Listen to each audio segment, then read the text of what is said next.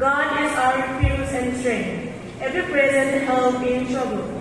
Therefore we will not fear, though the earth be removed, and though the mountains be carried into the midst of the sea, though its waters roar and be troubled, though the mountains shake with its swelling. The word of the Lord. Our respected Principal, Brother Saichu, to deliver welcome address and felicitate our chief guest.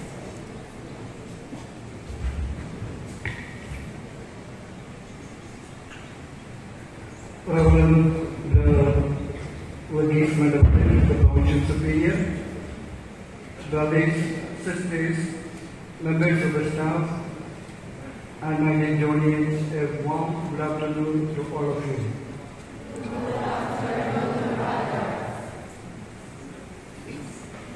Indeed, it's a very, very special occasion for us for this academic year.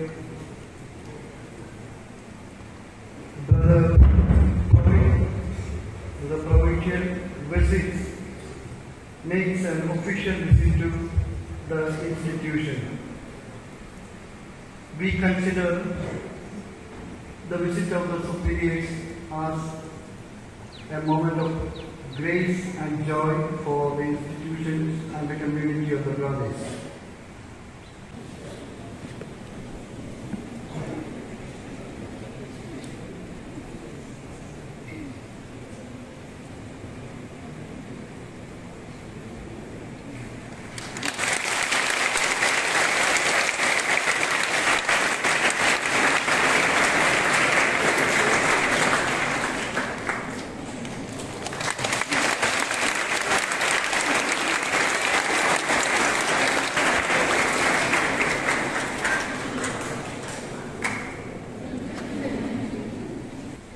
Brother, a feeling of joy is like a running stream.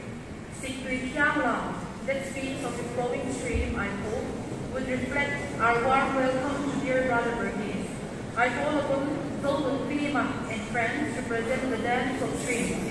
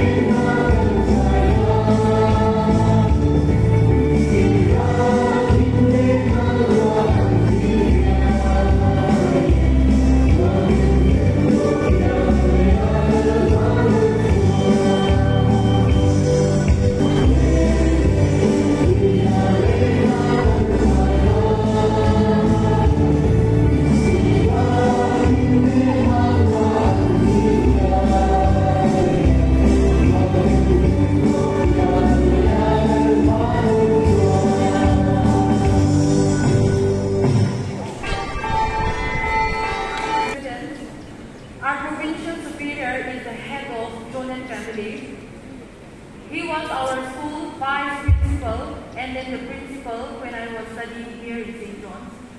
He was and is still our teacher, counselor, friend, and motivator. Even Miss Shinomi was his student. When Miss Shinomi studied last night in this school in the old school building, she used to excel in Brother Varghese's subject, and Miss Shinomi's friends, therefore, used to tease her that Brother Varghese must be her father. We are proud to be his students. Now I hope the mood is all set to listen to the words of the day. I request Reverend Brother Dr. Varghese to deliver his words. Reverend Brother Saiju, the principal of St. John's, Brothers Richard and George, sisters, beloved teachers. I said beloved teachers because they are very close to my heart. Why? At least 8 or 10 of them are my own students, so naturally they are more beloved. And my dear children, good afternoon to all.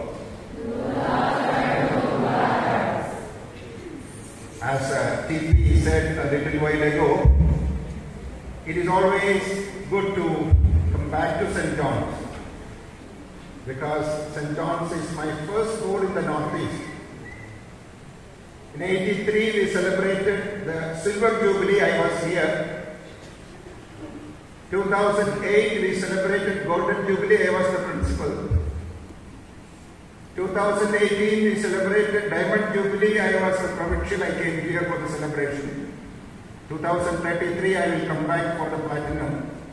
I hope I will live to celebrate centenary. At the outset I would like to congratulate Brother Saiju and the team of teachers for all the changes and achievements that St. John's have. I was told you were champions in high school in the district level sports. Congratulations. I think you can clap your hands. A special word of congratulations to the football players for being champions. Give them a hand.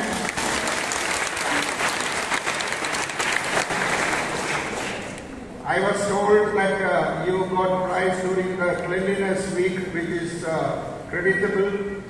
And I can see basketball court. I'm sure you will organize a basketball tournament, and you, St. John's, will be the champions in basketball also.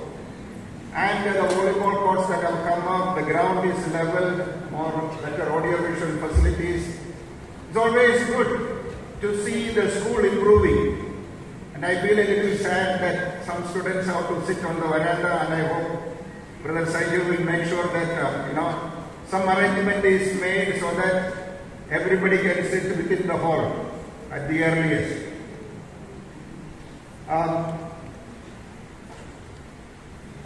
I used to always feel, and I think when I was the principal, I used to tell the members of the staff that the difference between St. Paul's, where I was there 8 years, and St. John's is this. Not that the teachers are different, teachers are more or less same. The difference is the climate in the school. There is a climate of excellence in St. Paul's where the average and below average are pulled to perform well. Whereas when I was principal, I don't know now, I always saw there is a climate where the good ones are pulled down. Actually, you can change that. The senior teachers will remember that St. John's and Montfort Hostel, the St. John's Hostel, was sought after and was better known than St. Paul's or St. Peter's in Mizoram. Those days. Why not reclaim that glory? To take St. John's at a level where people of Mizoram look up to St. John's as the best school in Mizoram. You have to do it, each of you. This morning I was telling class 10 and 12 students, if you think you can, you can. Many times the problem is you keep thinking, I can't, I am not so good, I am not capable, I will only just pass or fail. I was asking class 10 and 12 students, how many of you will get distinction? Many of them I could see on their face they were doubting. If you don't aim high, you will always remain at the floor. Whereas if you aim high for the stars or the sun, you will at least be in the air, in the sky. Low aim is crime. I repeat, low aim is crime. So all that I am asking you is, work hard and be the best you are. God has made you a wonderful person. Last month I was in Thailand. I was looking at some of the schools. One school had 4,500 students. We have, the Madhya Pradesh have a university, you can Google, Assumption University. It has 18,000 plus students. Mizoram University has 1,338 students. Just Google. And the Provincial of Thailand was taking me to a place, Ayodhya, where there is a Buddhist temple, and he was telling me the story of the golden Buddha statue. You can Google it, is there in the Google. It is said that in 1955 they were relocating this statue from a temple to a new temple because a path was coming there, a road was coming. And as they were, it was a clay golden Buddha statue, a Buddha statue made of clay. And as they were transporting, there were some cracks on the clay, and the monk who was looking after this statue, it was already evening, started examining it. And he found, as he was using a torch, wherever there was a crack, there was some shining that was coming from the statue. So out of curiosity, he took a small chisel and started chipping off those clay that was on the statue. And to his surprise, he found that it was a golden statue. And today it is the biggest golden statue in the world, weighing 5,500 kilograms. Then people started looking back to find out why. It was a clay statue for centuries. It must have been made in 1700, and they found out only 1955.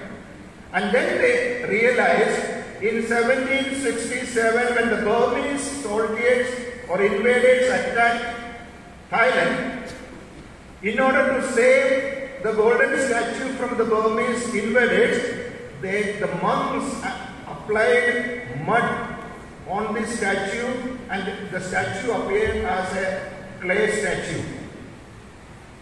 And since it was made of clay, the soldiers left it and went. All other old gold and other ornaments and other things they took back to Burma and melted it and then used it.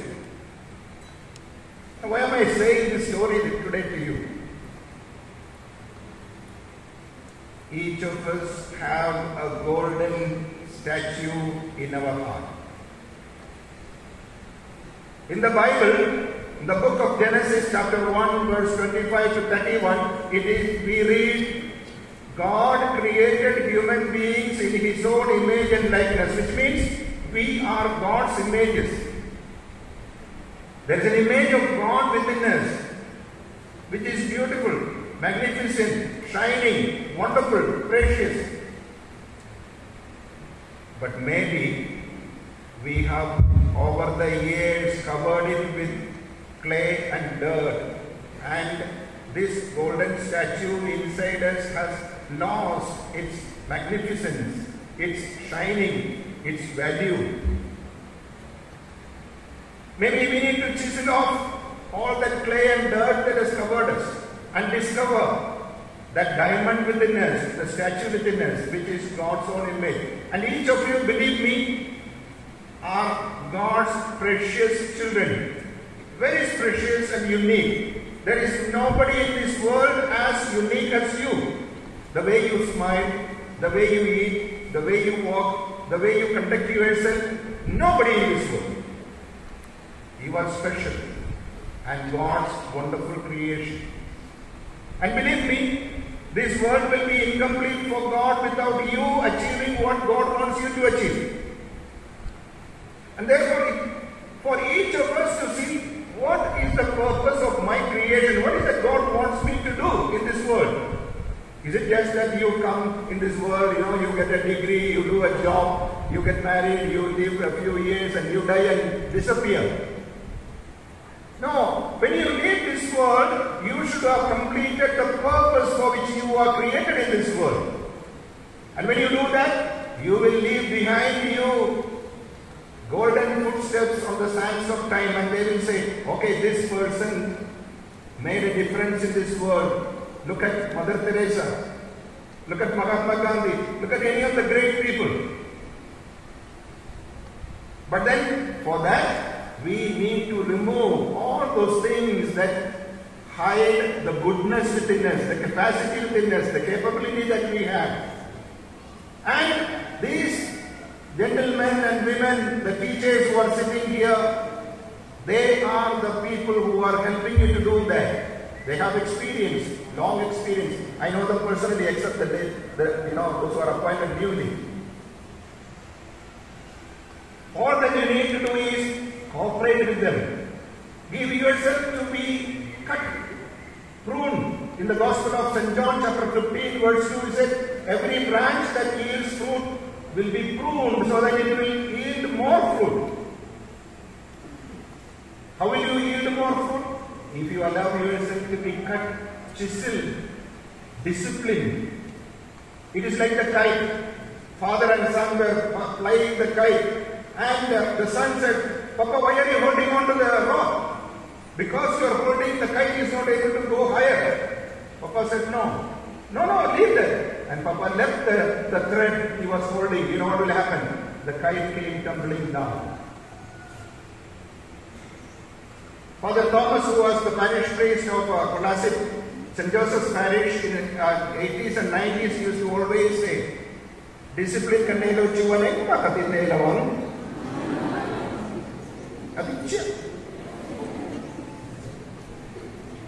If you do not have the discipline to discipline yourself, not because principal is seeing, or not because Sir John or Sir Jose or Sir Samarendra is looking at you, no. Even if nobody looks, I will do the right thing. Yeah, that is discipline. And when you have that discipline, nobody in this world can stop you from achieving what you are supposed to be achieving in this world.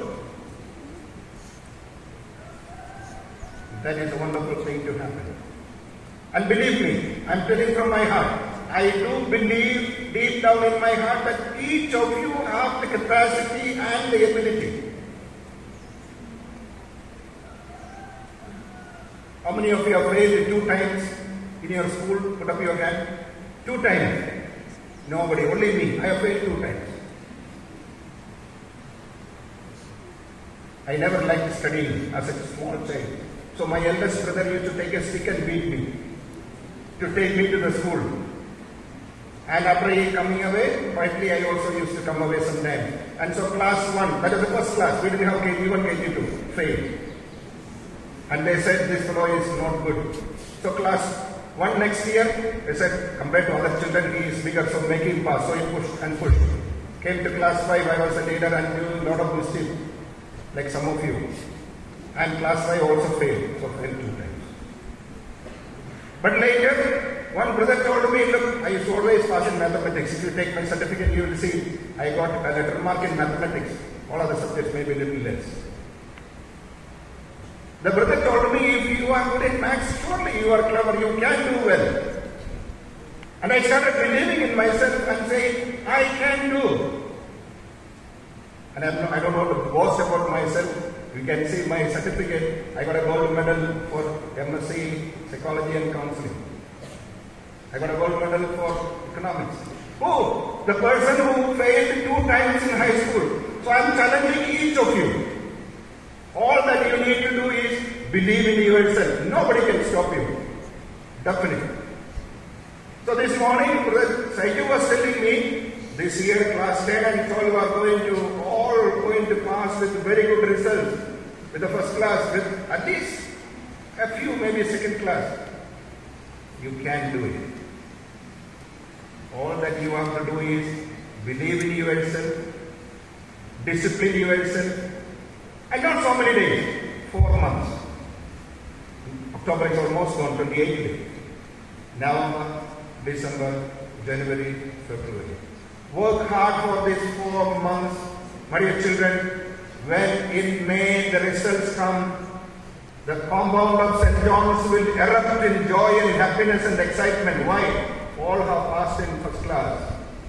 Can you do it? No sound. Means what? You are not confident. The first thing that you need to do is believe that you can do.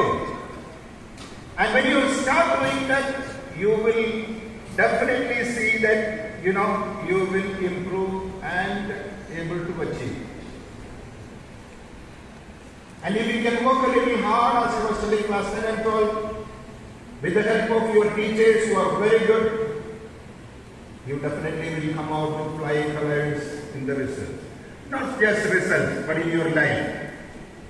As old students of St. John's, when you live wherever you are, if you are able to be a Montfortian, to do what is right, to have that discipline and help people, have that compassion and love of the Lord, especially for those who are poor, weak, and may not have all the facilities, you will be remembered as a person with a difference. And if you can do that, I am sure the Lord will be happy, your parents will be happy, your teachers will be happy, your society will be happy, and you will leave your footprints on the sands of time. May God bless you for this, and my wish and prayer is that every student who is seated here be abundantly blessed to perform the best that you can, using all the potentials that God has given you to come up in life and make a difference in the life of people. May God bless you all. Amen. Thank you, brother, for your time and inspiring words. Life would be empty without music, and so today's program too will be as such without filling our ears with music. So I call upon Louise Moy of class 11B to entertain us with her melodious voice.